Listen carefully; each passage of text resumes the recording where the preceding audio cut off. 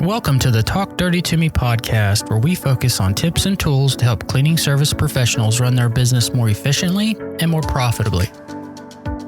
In today's episode, we're going to share some of our digital marketing tips and tricks and let you know what has worked for us and what not so much has worked for us. So stay tuned. So the topic of today really is digital marketing, what we've tried in the past that worked and what we've tried in the past that didn't work, so that maybe we can save you guys some of your marketing dollars moving forward after you've listened to this episode. So is there any specific area where you want to start with, Maya? Well, I think the logical place to start is where we started in the very beginning when we started the business, when we were trying to attract customers and let people know that there was a new cleaning business in town and how we went about that. Okay, yeah. So really, let's see. We launched our Facebook page and went directly to, what was it that we did first? Well, we did the free rooms first, didn't we? Yeah, so we launched our Facebook page and then we created a contest. And what was I forget what the contest was. What did we do? Well, we offered a free room of carpet cleaning. What people had to do was like our page, share the post, and then tag. I can't remember if it was one person or tag 3 people.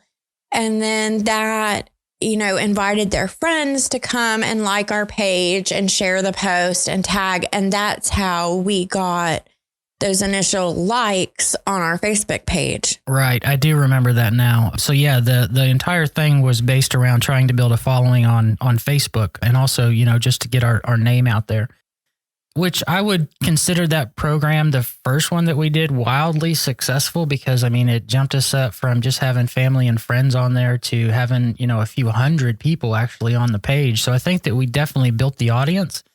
I feel like we may have let our audience down because now that what we know about Facebook, we don't market there as much as we used to because it's a demographic that we're just not really trying to target. Right. Definitely. One of the things we did initially, before we really understood what our target demographic was, we would go and post advertisements for our business on the Facebook buy and sell groups, the local pages like Lexington, Kentucky, yard sale groups and things like that.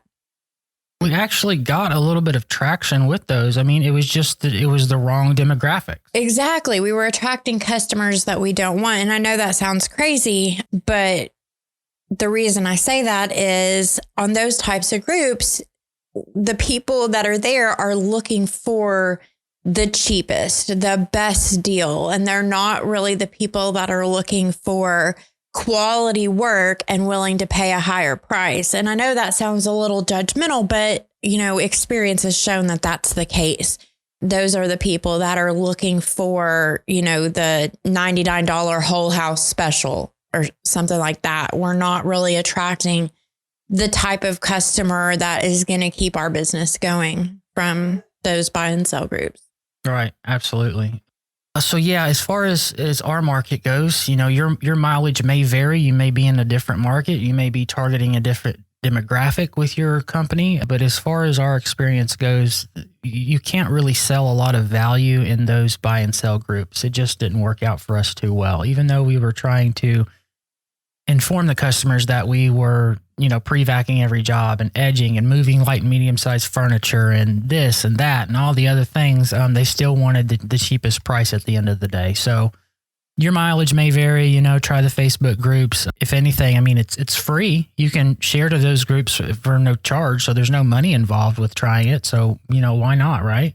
Right. I guess the only downside to just trying it is that you are then giving your time and attention to leads that aren't going to help you in the long run, because then you're giving your time and attention to answering 100 comments on your Facebook thing, asking about, price and, well, so-and-so is cheaper and can you do it for this? And I only want one room cleaned and I'm, So it just was taking time and attention, and it just wasn't the kind of leads that we were focused on. Now, another thing I know you did at one point was actually paying, Facebook to boost your ads. And I'm not sure what really came of that. How did that work out? So I am in no way means like a marketing guru or anything like that. I'm just trying to share some tips that worked in our business that maybe will help other cleaners. But we did actually get a little bit more traction with the Facebook ads. But I think that's because you can actually pick through and target very specific demographics. So for instance, on, one of the ads, I think I crafted a message that was specific to new homeowners. And there's actually a demographic in Facebook Advertising Manager where you can pick people who, are like recently engaged, recently purchased a new home, recently had a child. I mean, you can get in there and really pick what you want. So by having a targeted message to that demographic, we tended to land more jobs from that versus, the Facebook groups. And it was the kind of people that we wanted to work for, people who do place value in a value added service. So it was good for us. Right. I remember when we very first started out, we were tossing ideas back and forth about our ads and the wording and what specifically we wanted to say. And I remember feeling a little offended at one point when you said to me, but you're not the target demographic. You're not the person I'm advertising to. And, I realize now that that's true because, we were on a very tight budget. We were on a family of 6 on one income, which was a brand new business. So I was definitely the person that would have been looking for the absolute cheapest bottom dollar deal. I was not the type of person that we were trying to attract to our business. And I understand that now. So that's something that, if you haven't taken any marketing classes and you don't really have a background in that you might want to educate yourself on a little bit is figuring out who your target demographic is and then how to market to them, how to grab their attention. Yeah, absolutely. I do remember that conversation now that you mentioned it. And I knew after I said it, I was like, oh man, this one's going to land me in some hot water. So yeah, definitely remember that. But it was true. You weren't the target demographic. We've got a little bit more kids than our target market has. Our average couple has 2.5 kids, according to the statistics, and not 4. So, that was one thing. And most of our customers both have jobs, both the husband and the wife, or, the couple or whatever it may be, both have, pretty good, decent jobs. And they have the extra money that they can afford to, hire a carpet cleaning company, like us, who's going to take the time to do the work right. But as far as, the Facebook ads and the Facebook groups, both of them really did help to build our Facebook following leaps and bounds compared to not doing anything. And that's the one thing that we would definitely encourage you not to do is don't not act. Do something in order to create a following on your social media groups. Because eventually those are going to be people that are referring you new business like we found over the course of our company. Right. I mean, you have to do something to get your name out there and make people aware of your company to begin with. So even if down the road you're not utilizing Facebook as much for advertising purposes, it's definitely a good place to start. It's free. Get your name out there, maybe do a contest. Another thing, we wanted to make sure that we were involved in our local community. So one of the things we did very early on, and I wouldn't necessarily say that this was a marketing strategy because it really was born out of our intention to be a part of our local community and help. But we had seen on the news that the Salvation Army and some other places were running low on winter coats and, warm weather clothing. And so we decided that one thing we could do to help was to do our own little coat drive because we had the big work van. So we could go around and collect donations of coats and winter clothing from people that maybe had things to donate, but weren't able to get them down to the Salvation Army.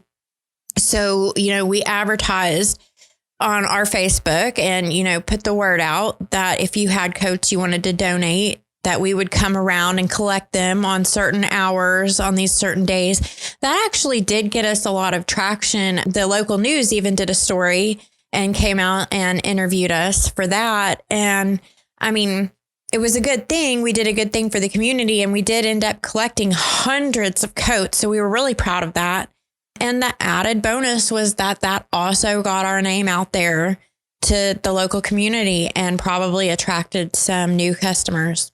Yeah, we definitely closed a couple estimates off of that. But, the point wasn't to drum up new work. The point really was to let the community know that we're not just another new business who's going to, extract money from the community and then spend it in other areas. So it was really setting us apart as, being fairly decent people, just actually wanting to help. Right. And it was also a great thing for our kids. We like to get our kids involved in service projects and, set an example for them that it's very important to give back and to help people where you can. So the kids, would take shifts riding around with you in the work van, collecting the coats. And so they got to see that. And it was a really great way to get everybody involved and do something good for our local community. Yeah, absolutely. So that kind of covers the charitable work. As far as any lead that you really get, I think that, we get very busy in our lives being, carpet cleaners or, maid services or whatever. And I think one of the big things that we forget to do is actually track our leads.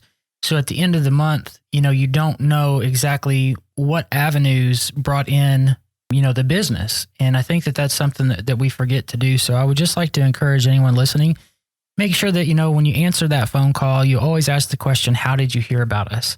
Because that's a big one. How did you hear about us? That way, whether it's your Facebook ads that are pulling people in or some social media channel, or if it's your, Google marketing or, Yelp or whatever mediums you're using to attract new business, you can, at the end of the month, look at that list and then say, okay, I got this many dollars in revenue from this category and this many dollars from this category, and then really make an informed decision moving forward as to where you want to spend your marketing dollars.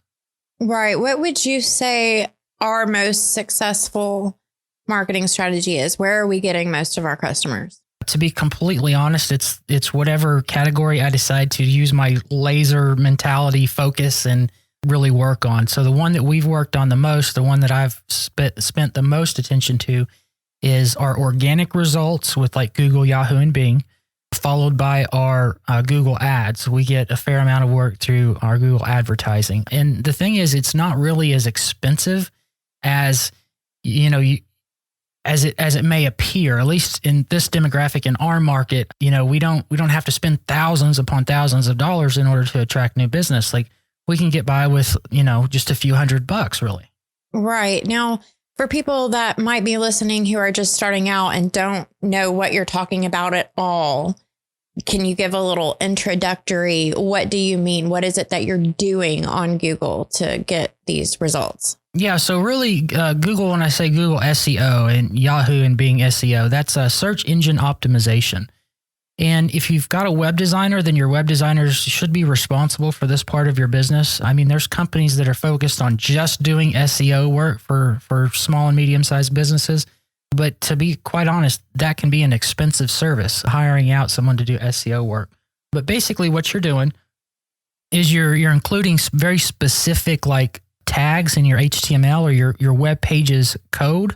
And those tags tell the search engines what you want to be listed for. So if you want to be listed for carpet cleaning your town, then you would specify in those tags on your web page, that carpet cleaning your town, Missouri is what you want to be listed for. And that's kind of what SEO work is.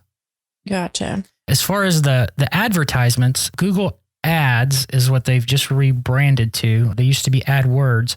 But that's basically like getting your name listed on the first 3 results. But instead of doing it organically by, editing your HTML code on your web pages, you're creating the keywords that you want to be listed for.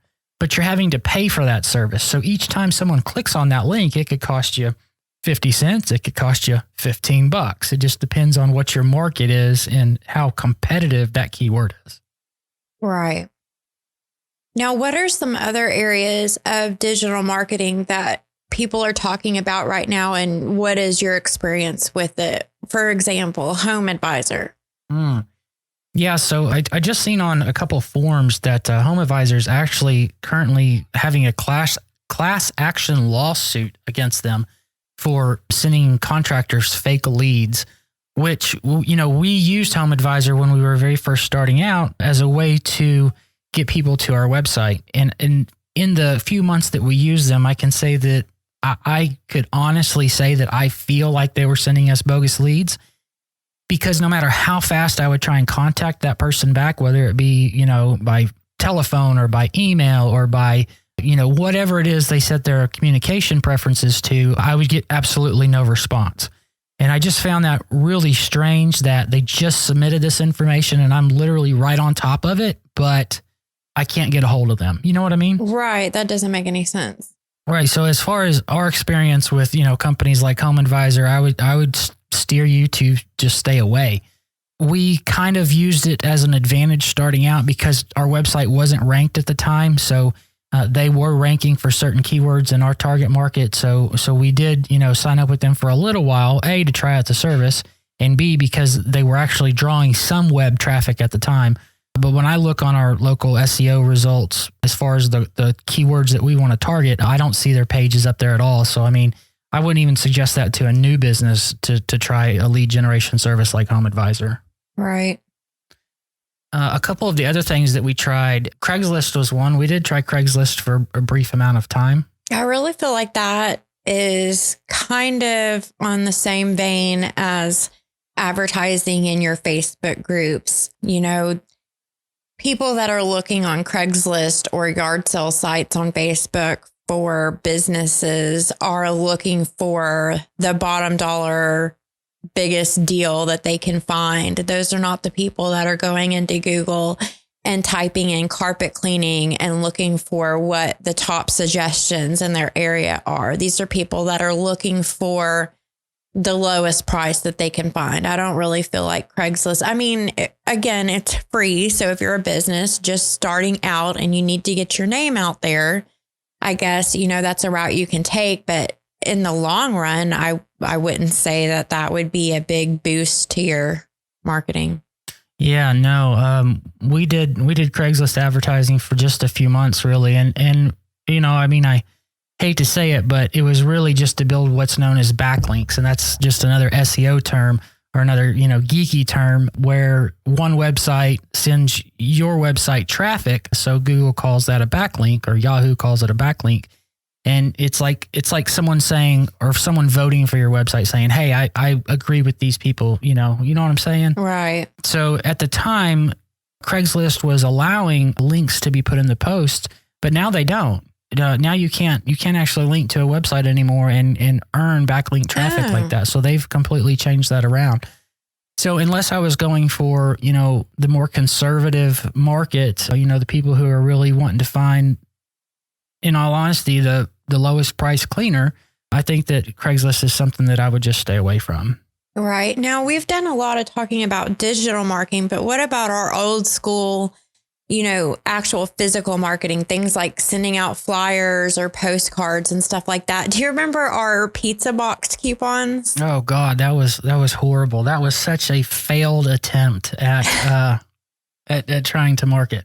We partnered with a local pizza company here, Delicious Pizza.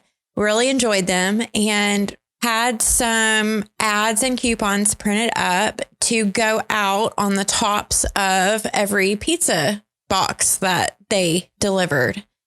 And it's funny because it was what we were trying to target was people spilling red sauce. Yeah. Right. And it wasn't even pizza on the ad. It was spaghetti. Right. Yeah. I couldn't find, you know, try to find a stock image of someone, you know, knocking over a box of pizza. It's like impossible. At least it was back then. So I ended up trying to get something similar, you know, hey, Italian food, right? Right. The red sauce. The red sauce. The idea was there. Yeah. The idea was there. I can tell you that I definitely was tracking our leads then, and I can tell you that we did not pick up one new job from that promotion. And the bad thing is that there was like 1,000 flyers that went out. I know. And it was so exciting for us at the time. We ordered pizza from them during that promotion. And I remember the kids being so excited because when we got our pizza box, there was a flyer on top and it had the picture of you. That was the, image next to our business name and then our coupons. It was like, look, Daddy's on the pizza box. But yeah, that did not work out. Yeah, that was just horrible. So if you're getting restaurant offers to share space with them, just know that at least in our market, right? I mean, I can't say that every market's going to be this way. Right. But when it comes down to marketing, I find that we get the most bang for our buck with really I need carpet cleaning now type people. You know what I mean? Right. So they're going to get online and they're going to search for carpet cleaning. Our Google ads or our Google SEO work is going to pay off. I really don't find things like, advertising at, pizza boxes or advertising at, a softball stadium or any kind of advertising like that where it's not, top of mind. That's more for just building your brand, I think, because the times that we've tried any other advertising that wasn't like top of mind, like I need the service now, right? It really didn't work out as well as some of the other ways.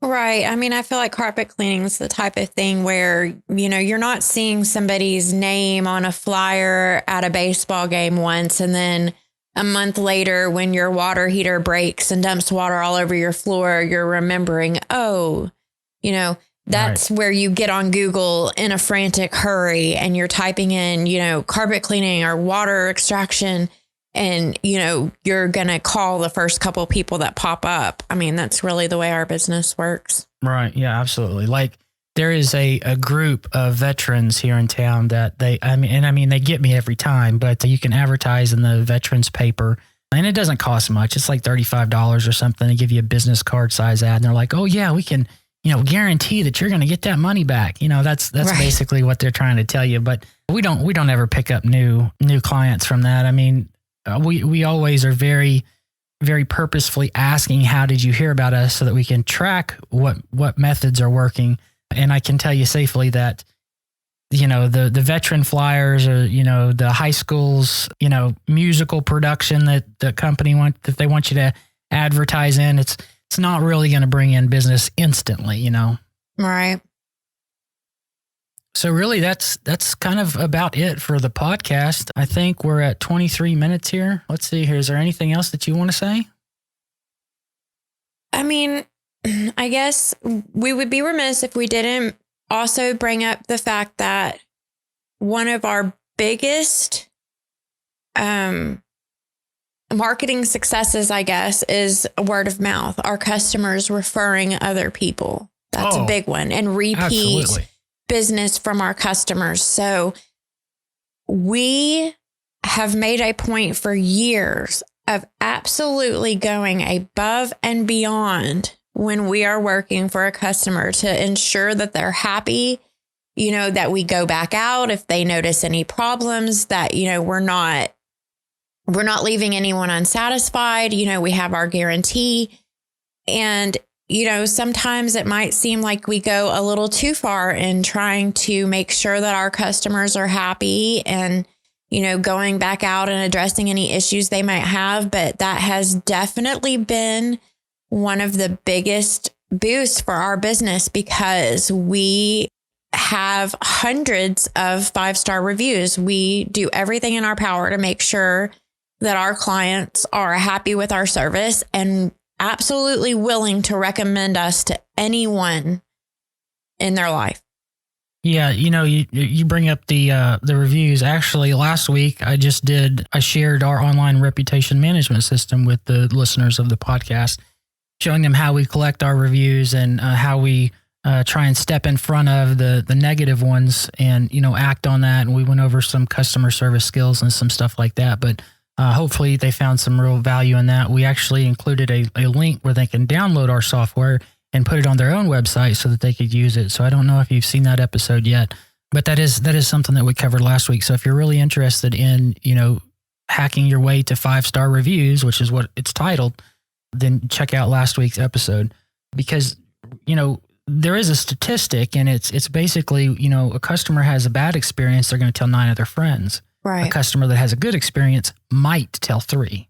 You know, so it's harder to get those people who are, you know, basically cheerleaders of your service or huge raving fans to, you know, get out there and leave you a review, you know. So if you can make it as easy as possible, and I think that's what our review system does, is it just makes it super easy for them to pick a platform and leave a review, then you have a better chance of getting, you know, those positive reviews as well. Right.